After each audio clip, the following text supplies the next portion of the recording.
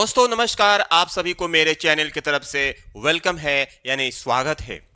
आज के video lecture में हम लोग अंटो का पूरा प्रयोग पढ़ने वाले हैं। वही अंटो जो प्रेपोजिशन होता है। जैसे अंटो का मतलब पर भी होगा और इसी अंटो का मतलब पर चढ़ना, अंटो पर से कूदना, अंटो पर टपक गया, अंटो आगे की ओर बढ़ना और अंटो शक होना, पता चलना। शायद अगर आप अंटो का प्रयोग पढ़े होंगे तो ये वीडियो आपके लिए इजी होगा, बट अगर नहीं पढ़े होंगे तो थोड़ा सा आपको इसमें मेहनत करना पड़ेगा, थोड़ा बढ़िया से आपको समझना पड़ेगा। तो चलिए मैं वन बाय वन करके सब पर एग्जाम्पल क्लियर करता हूं। अंटो का फर्स्ट यूज, इसका यहां पर जो एक्चुअल हिंदी होगा पर होगा, लेकिन पर के बाद चढ़ना या आना या जाना या कूदना, पर के बाद ये वर्ड्स आने वाले हैं। जैसे इसका प्रयोग ऊपर की सतह पर चढ़कर आना या चढ़कर जाना या चढ़कर कूदना, इस सेंस में यानी अंटो का प्रयोग होता है। यानी कहने का मतलब ये कि अंटो का प्रयोग हम टोटल मोशन के सेंस में करेंगे। मोशन यानी गति के सेंस में जब भी अंटो का प्रयोग करेंगे तब भी हम मोशन के सेंस में करेंगे, अदरवाइज हम अंटो का प्रयोग नहीं कर सकते हैं। जैसे यहां देखिए, अब इसे ट्रांसलेट करने के लिए सबसे पहले सब्जेक्ट टेंस के अकॉर्डिंग हेल्पिंग वर्ब रहेगा और वर्ब ऑफ मोमेंट, यानी जो मोमेंट होगा, जो गति होगा, उसका वर्ब होना चाहिए। यानी जो गति करने वाले वर्ब होते हैं, मोमेंट बताने वाले जो वर्ब होते हैं, वो वर्ब आना चाहिए। उसके बाद ऑब्जेक्ट और यहां पर एटसेट्रा। जैसे बिल्ली मेज पर कूद गई, देख रहे हैं ना, बिल्ली नीचे से ऊपर की सतह पर, नीचे से ऊपर की सतह पर कूद गई। तो उसने क्या किया? कूदने का गति किया। तो कूदना जो है, कूदने की मीनिंग ये जो जंप होता है, ये जो है वर्ब ऑफ मोमेंट है, वर्ब ऑफ मोमेंट है, क्योंकि आप अंटो का प्रयोग पढ़ रहे हैं और अंटो का प्रयोग हमेशा मोमेंट के सेंस में होता है। जैसे बिल्ली मेज पर कूद गई, तो द कैट यानी बिल्ली काम का की, ये पास्ट इंडेफिनिट का है, कूद गई यानी जंप्ड। अब पर के लिए अंटो, मेज की बात हो रही है, table. The cat jumped onto the table. जो लोग नहीं जानेंगे उनको ये पता है कि ऑन का मतलब पर होता है, तो यहां पर ऑन लगा देंगे बिना सोचे विचारे, वो ग्रामेटिकली रॉन्ग हो जाएगा। चोर छत पर चढ़ गया। चोर जो है छत पर चढ़ा। कैसे चढ़ा भाई? जब चढ़ रहा था तो गति कर रहा था ना, मोमेंट हो रहा था भाई, ठीक है। तो क्या करेंगे? चोर के लिए द थीप काम किया, चढ़ने का पास्ट इंडेफिनिट टेंस, चढ़ गया था पास्ट इंडेफिनिट, पास्ट परफेक्ट है तो हैड लगेगा हेल्पिंग वर्ब, और climbed third form, onto the roof, छत पर चढ़ गया। पर तो चढ़ने का जो काम हुआ छत पर, वो मोमेंट के साथ हुआ, गति के साथ हुआ। ये बात आपको समझना है। यहां पर क्या बोलता है? The thief had climbed onto the roof. Netaji मंच पर चढ़ गए, नीचे की तरफ, यानी नीचे से ऊपर की सतह पर जा रहे हैं, तो वो भी मूवमेंट करते जा रहे हैं। तो ध्यान रखना, हमें अंटो के पहले उस वर्ब का यूज करना है, उस वर्ब का इस्तेमाल करना है जो वर्ब ऑफ मोमेंट हो, यानी गति बताने वाला शब्द हो। जैसे नेताजी के लिए द लीडर चढ़ गए हैं, present perfect tense, has step, step का मतलब कदम होता है और स्टेप का मतलब आगे बढ़ना होता है, जो गति के सेंस में है। The leader has stepped onto the stage, onto the stage यानी मंच पर। तो क्लियर ना? जब भी मोमेंट वाली बात होगी, जब भी गति वाली बात होगी, तो आपको अंटो का प्रयोग करना है पर का सेंस निकालने के लिए। भाई पर के लिए ऑन का भी प्रयोग होता है, तो वहां पर नहीं लगेगा, यहां पर ये नहीं लगेगा, क्योंकि यहां पर मोमेंट की बात हो रही है। अब हम अंटो का अगला यूज देखते हैं। अब यहां पर अंटो का भी मतलब पर के सेंस में, ठीक, लेकिन कैसे? जब किसी बड़े वाहन पर चढ़ने की क्रिया बनती हो तो वहां अंटो का प्रयोग करते हैं। भाई कोई बड़ा वाहन हो, बड़ा वाहन जैसे कि ट्रेन हो गया, जैसे कि बस हो गया, इस तरह के बड़े वाहन पर जब आप चढ़ रहे होते हैं, ठीक है, तो उस कंडीशन में अंटो का प्रयोग करेंगे, क्योंकि वहां भी गति ही हो रहा है, वहां पर मोमेंट ही हो रहा है। सभी यात्री बस पर चढ़ गए हैं, तो सभी यात्री के लिए ऑल द पैसेंजर्स चढ़ गए हैं। हाँ, तो चढ़ने के लिए ना गेट ऑन, ठीक है, पर की बात अगर हो, पर चढ़ गए हैं, पर चढ़ गए हैं तो गेट ऑन, तो गेट का second form got on the bus, ठीक है। एक लड़का ट्रक पर चढ़ रहा है। अब ट्रक पर चढ़ रहा है, हो सकता है कि ट्रक को पकड़ करके ऊपर की तरफ चढ़ रहा हो, ठीक है ना, इस सेंस में गति कर रहा है, मूवमेंट कर रहा है। तो क्या करेंगे, एक लड़का अ बॉय रहा है, present perfect, present continuous, is climbing truck पर अंटो द ट्रक, यानी पर के लिए अंटो और ट्रक के लिए ट्रक ही होगा। A boy is climbing onto the truck. Clear. अब यहां एक चीज देखिए नोट में, भाई अगर में चढ़ने के लिए बात हो, यानी बस में चढ़ना, ट्रेन में चढ़ना, प्लेन में चढ़ना, तो वहां अगर में पर की बात नहीं, में की अगर बात हो, बस में चढ़ना, प्लेन में चढ़ना, तो वहां पर ना गेट इनटू का प्रयोग होता है। किसका प्रयोग होता है, गेट इनटू का। और उसी पर से उतरना, जैसे बस में से उतरना, ट्रेन में से उतरना, तो गेट डाउन का प्रयोग होता है, ये वाला गेट डाउन, गेट डाउन। लेकिन यहां देखिए, यहां पर चढ़ने की बात हो रही है, इसलिए गेट तो लगाएंगे ही लगाएंगे चढ़ने के लिए, या क्लाइम लगाएंगे, लेकिन उसके बाद प्रेपोजिशन अंटू, इसलिए वहां पर मूवमेंट हो रहा है। अब अंटो का अगला यूज देखते हैं। अब यहां पर अंटो का मतलब भी हो रहा है पर, लेकिन कहां, moment from one thing to another, यानी एक सतह से दूसरे सतह पर जाना। जब आप एक सतह से दूसरे सतह पर जाएंगे तो उस कंडीशन में हम अंटो का ही प्रयोग करेंगे। जैसे मेरा बच्चा कुर्सी से बिस्तर पर कूद गया, पहले कुर्सी पर था और कुर्सी पर से डायरेक्ट बिस्तर पर कूद गया, एक सतह पर था दूसरे सतह पर मूवमेंट कर गया, गति कर गया। क्लियर। बंदर एक डाल से दूसरे डाल पर कूद गया, ये डाल है DAL, ओके।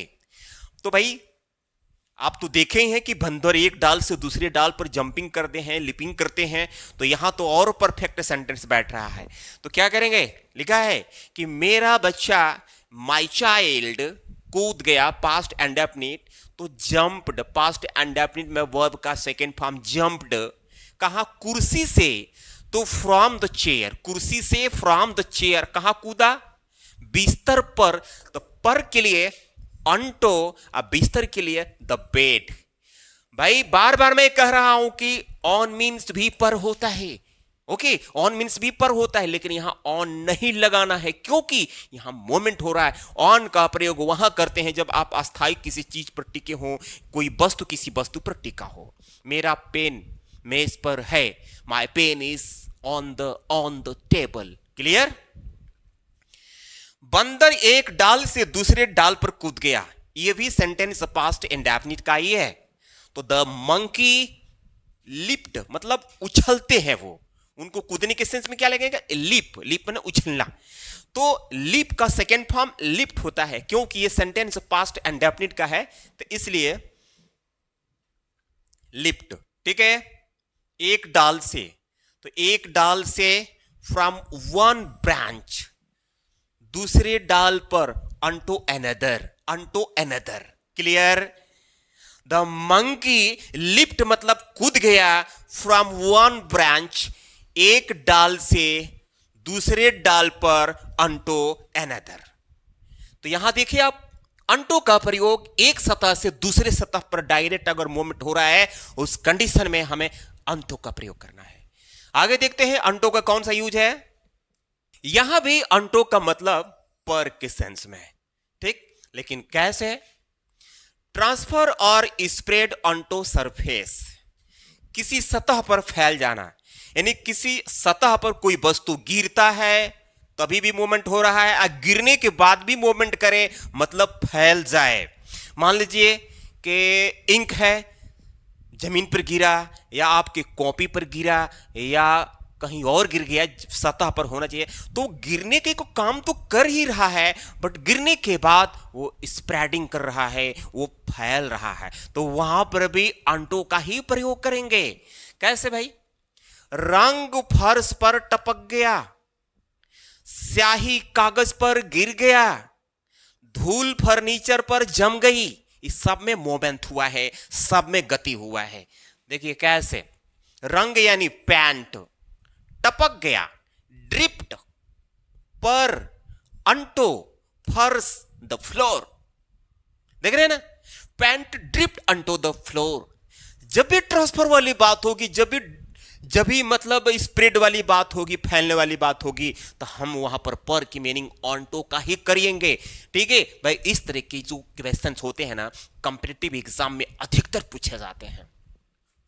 तो paint dripped onto the floor, स्याही कागज पर गिर गया, स्याही, तो स्याही की मीनिंग इंक, गिर गया, ठीक, गिरा, और गिरने के बाद पक्का है को हल्का सा मोमेंट जरूर किया होगा, तो गिरने की मीनिंग होता है फॉल।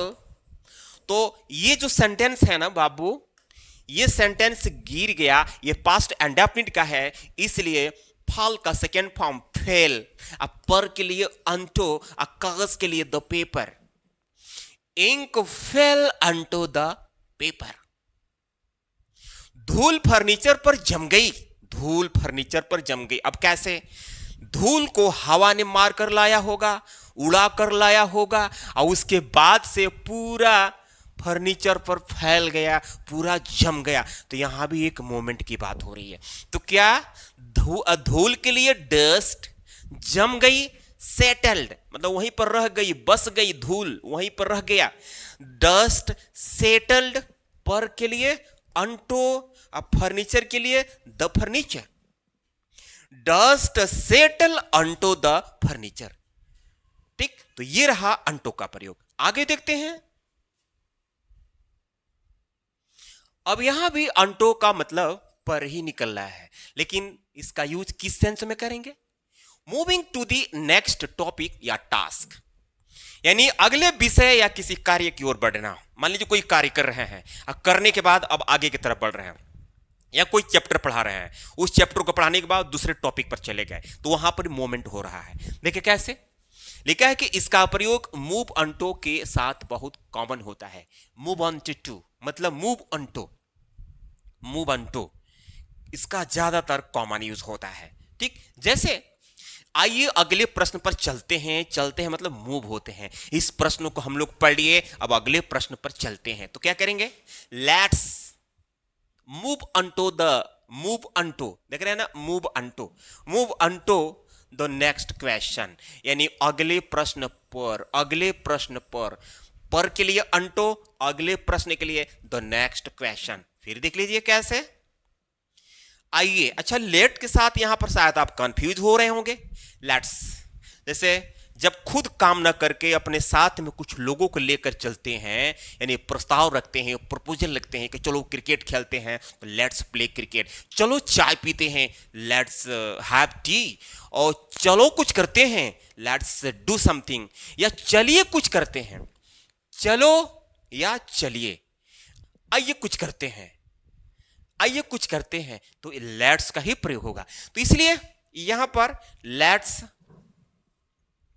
ठीक है, आइए के लिए लेट्स, चलते हैं, मूव पर, अंटू अगले प्रश्न the next question, let's move on to the next questions, let's move on to the next question. आइए अब यहां पर देखते हैं, अब हम अंतिम अध्याय पर आ गए हैं।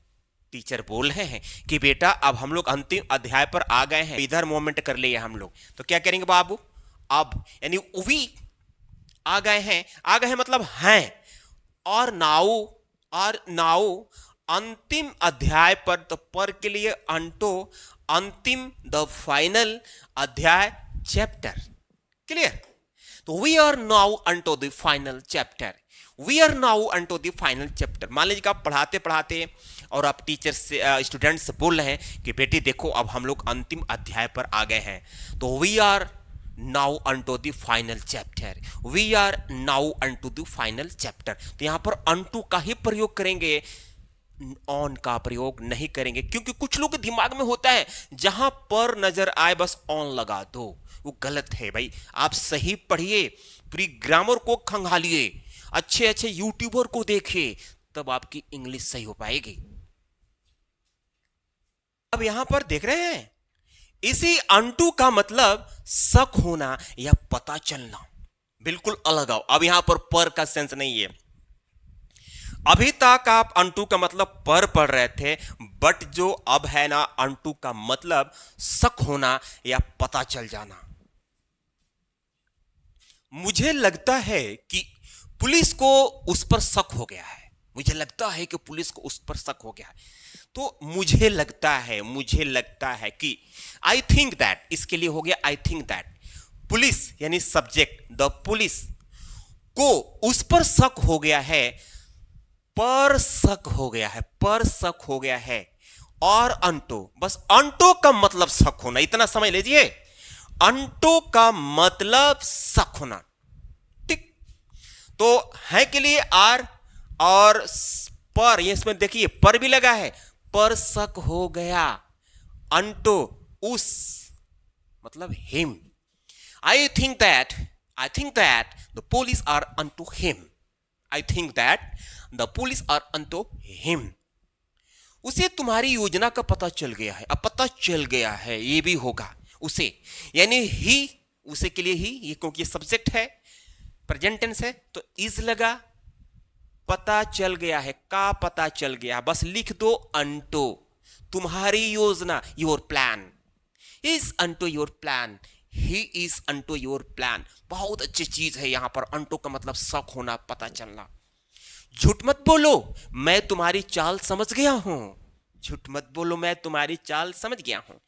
Don't tell a lie, don't tell, tell मैंने बोलना कहना, अ लाई मैंने झूठ, तो डोंट टेल अ लाई, मैं तुम्हारी चाल को समझ गया हूं। अगर ये देखा जाए तो ये सेंटेंस प्रेजेंट परफेक्ट का है, तो इसको बनाएंगे आई हैव अंडरस्टूड योर ट्रिक, ये भी होगा, लेकिन ऐसा भी होता है, मैं यानी आए गया हूं, मतलब चाल समझ गया हूं। ठीक, आई एम अनटू योर ट्रिक। तो इस सेंटेंस को हम प्रेजेंट परफेक्ट में क्यों नहीं बनाए, क्योंकि यहां अनटू का प्रयोग हम ना बी के बाद ही करेंगे। देखिए सब में बी के बाद, बी के बाद, बी मतलब इज, एम, आर, वाज, वर। ठीक है, तो इस सेंस में हम अनटू का जब प्रयोग करेंगे तो उसका मतलब निकल कर आएगा शक होना या पता चलना। तो झूठ मत बोलो, मैं तुम्हारी चाल समझ गया हूं, don't tell a lie, I am onto your trick.